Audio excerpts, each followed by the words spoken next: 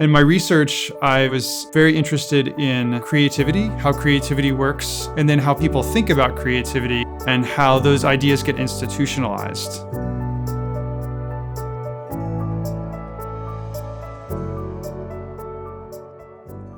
I got into ethnomusicology initially because I was already a musician. I played guitar. And then in my 20s, I was sent to Turkmenistan as a US Peace Corps volunteer. And I found myself surrounded by a community of musicians who were playing this wonderful traditional music. And I became very interested in it, and this interest turned into an obsession. When I finished my service, I decided to go into ethnomusicology to research and write about this music.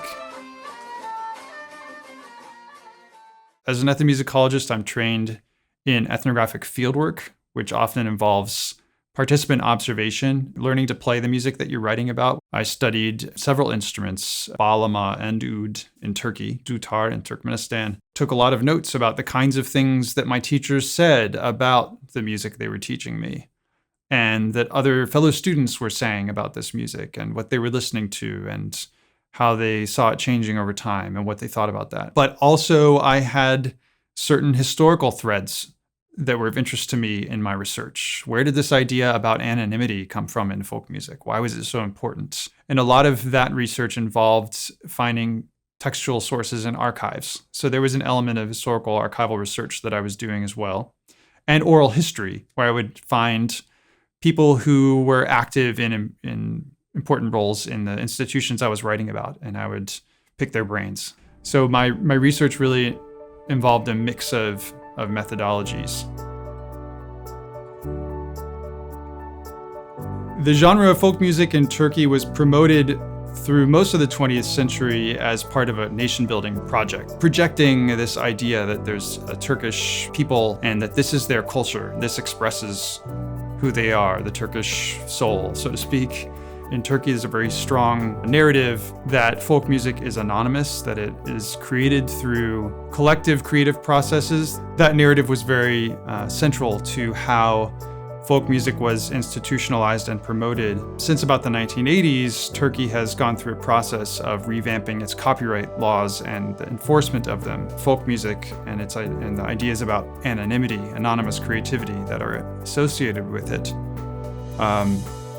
don't fit very well with copyright. And that's a story that we see all over the world. But I wanted to tell the specific story of how that is played out in Turkey. An interesting case that I'm writing about is the song Kiziroğlu, a very famous folk song in Turkey. It was first made famous nationally by a musician named Murat Çobanoğlu, and he claimed to have composed it, although it certainly existed in some forms previously, and it became the subject of copyright disputes. And so in my research, I've done some analysis to examine exactly what he contributed to the song. And for example, he contributed these nonsense syllables. He sings pe, pe, pe. Vay ben ona eş olaydım pe pe pe.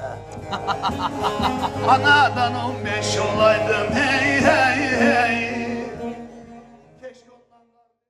And people find this very infectious, and many people point to that as something that made the song, made his version so popular. But it shows also some of the complexities of creativity. Is this song anonymous? Is it an original work of authorship? Well, scholars of copyright law have often argued that copyright laws are based on this romantic notion of authorship, that individual geniuses create new works out of nothing. And other scholars have tried to challenge this overly simplistic idea of authorship by showing that, all texts borrow from other texts. So one of my arguments in my research is that the idea of anonymity in folklore can oversimplify some of these complexities of creativity. And this example of Çobanoğlu shows this great case that it's ambiguous. He's not exactly the author, but it's also not exactly totally anonymous. He created these interventions that are identified with him and made him feel that he had a certain claim to the song. So it's a very interesting realm of controversy in which we get to see many of the different ways that people think about creativity and how folk music can or should be used and whom it might belong to.